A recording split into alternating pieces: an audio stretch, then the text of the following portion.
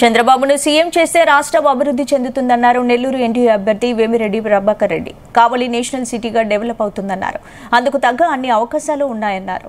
ఆ రోజులు రావాలంటే చంద్రబాబును మళ్లీ సీఎం చేయాలని వేమిరెడ్డి ప్రభాకర్ రెడ్డి పిలుపునిచ్చారు. కావలి బృందావనం కళ్యాణ మండపంలో జరిగిన ఈ కార్యక్రమంలో ఈ వ్యాఖ్యలు చేశారు.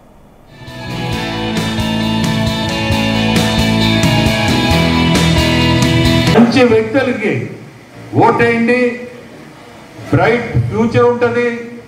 రెండోది అభివృద్ధి అని మీరు చూడాలంటే మనము చంద్రబాబు నాయుడు గారిని ముఖ్యమంత్రి కుర్చీలో కూర్చోబెట్టాలి. అది చేయగలిగితేనే మీ అందరికీ కూడా మంచి రోజులు వస్తాయి ముందుకి.